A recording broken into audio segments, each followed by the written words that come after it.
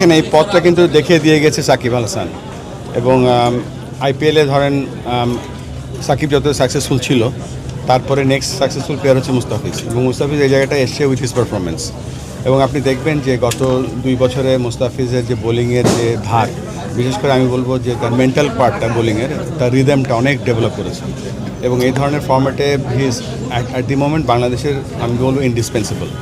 সে যোগ্য প্লেয়ার হিসেবে এই জায়গায় তার যোগ্যতা দেখিয়েছে এবং তার আপনারা জানেন যে আইপিএল হচ্ছে গত ফ্র্যাঞ্চাইজি থেকে সবথেকে বড় ক্রিকেট এবং পৃথিবীর সেরা ফ্র্যাঞ্চাইজিতে সবথেকে বড় প্লেয়ার হিসেবে ওয়ান অফ দ্য বাংলাদেশের বেস্ট ফাস্ট বোলার হিসেবে সেখানে সে কাজ সুযোগ পেয়েছে এবং ইনশাল্লাহ সে ভালো করবে।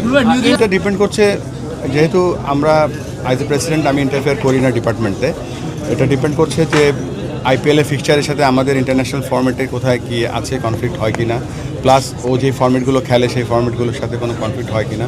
অবশ্যই দেশ আগে, তারপরে অন্য কিছু। Bashundhara public school and college 2026 শিক্ষাবর্ষে ভর্তি চলছে।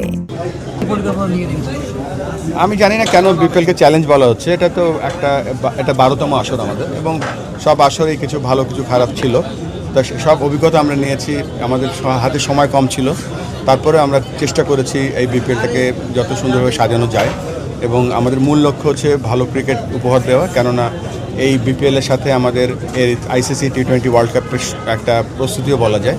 সো এই বিপিএলটাকে আমরা শুধুমাত্র একটা বিপিএল ইভেন্ট না, একটা হাই পারফর্মিং এনভায়রনমেন্ট হিসেবেও দেখছি।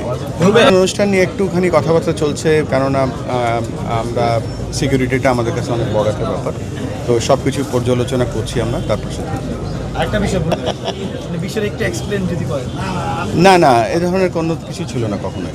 আমি তো আপনারা জানেন আমার পরিবার অস্ট্রেলিয়াতে থাকে, তা আমি প্রত্যেক 5-6 সপ্তাহ পরে 1 সপ্তাহ 1.5 সপ্তাহের জন্য যাই তাদের সাথে দেখা করতে। So this was one of the holidays.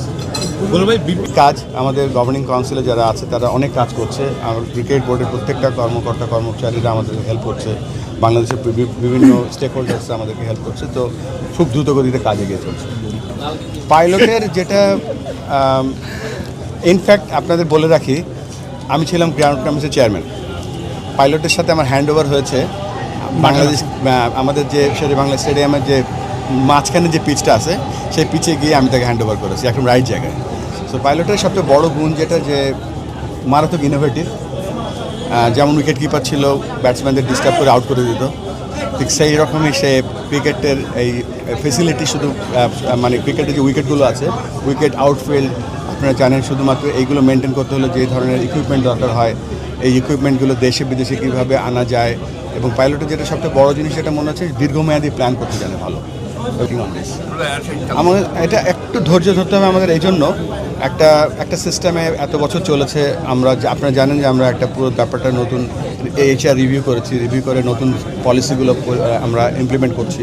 এই জন্য কিছু কিছু জায়গায় হয়তো আমাদের মানে প্রসেসের জায়গাটা হয়তো একটু স্লো আছে, বাট সব কিছু ঠিক হয়ে যাবে।